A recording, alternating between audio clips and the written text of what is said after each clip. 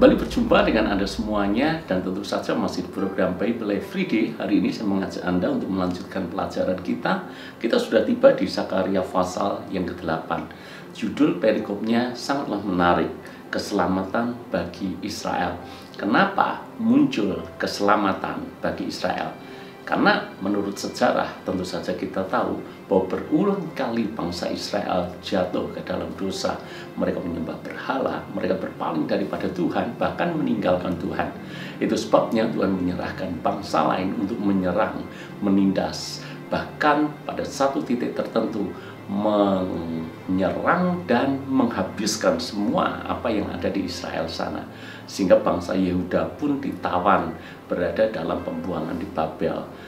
Tembok Yerusalem menjadi sebuah simbol kebanggaan dihancurkan, dan bait Allah yang menjadi pusat ibadah mereka kepada Tuhan juga dihancurkan. Perkakas bait suci bahkan dijarah semuanya. Berulang kali hal yang seperti itu terjadi, dan muncullah janji Tuhan kepada bangsa Israel, janji keselamatan. Apa yang dijanjikan Tuhan, dan ini menjadi berkat buat kita semuanya juga. Di dalam ayat yang ketiga dikatakan, beginilah firman Tuhan, aku akan kembali ke Sion dan akan diam di tengah-tengah Yerusalem. Yerusalem akan disebut kota setia, dan gunung Tuhan semesta alam akan disebut gunung kudus. Jadi yang pertama, Tuhan akan kembali ke Sion.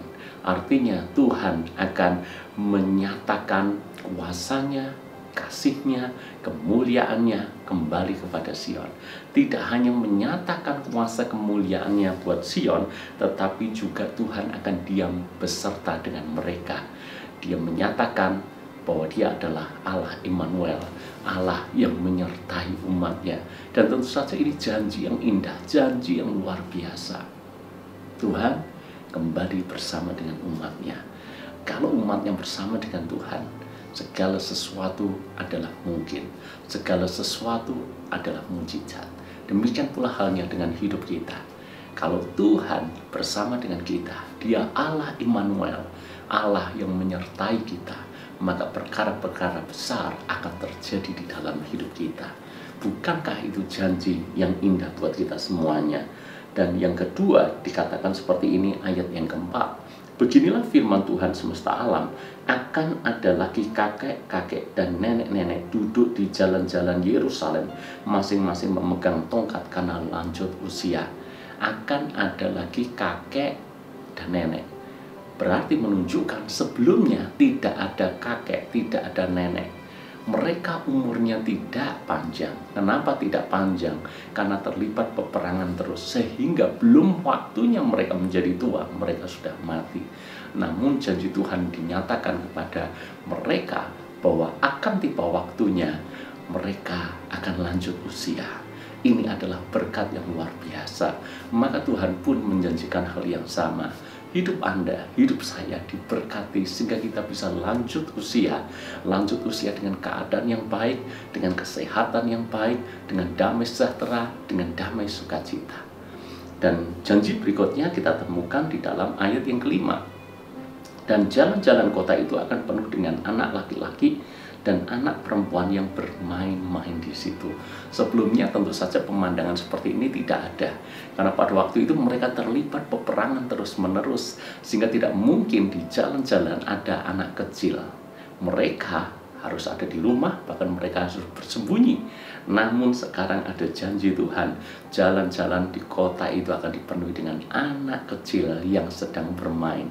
Ini menggambarkan suasana yang penuh dengan damai, suasana yang penuh dengan kesejahteraan.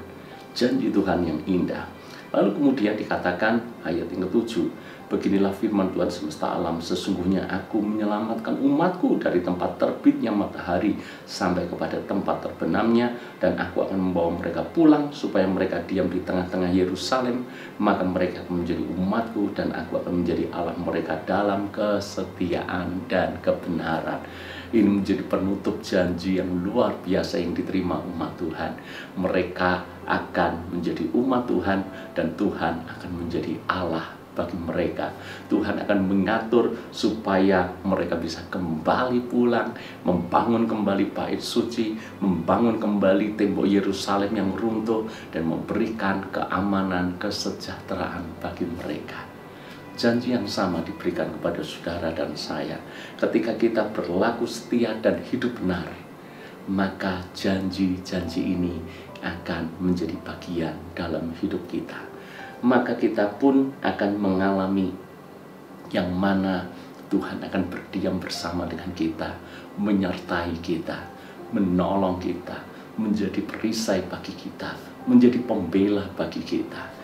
Maka diberkatilah Anda dengan lanjut usia, diberkati dalam kesehatan, diberkati di dalam rumah tangga, keluarga, di dalam pekerjaan. Anak-anak Anda juga diberkati dalam kesejahteraan. Mereka akan memiliki masa depan yang cerah, dan yang lebih lagi, Tuhan akan menjadi Allah kita, dan kita menjadi umat yang dikasihinya.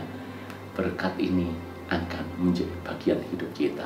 Saya mengajak kita mempercayai, kita mengamini akan janji keselamatan yang pernah diberikan kepada umat Tuhan, yaitu bangsa Israel. Janji yang sama dinyatakan kepada kita. Jadikan ini menjadi sebuah pengharapan bagi kita, bahwa di dalam Tuhan sungguh indah adanya. Tuhan berkati.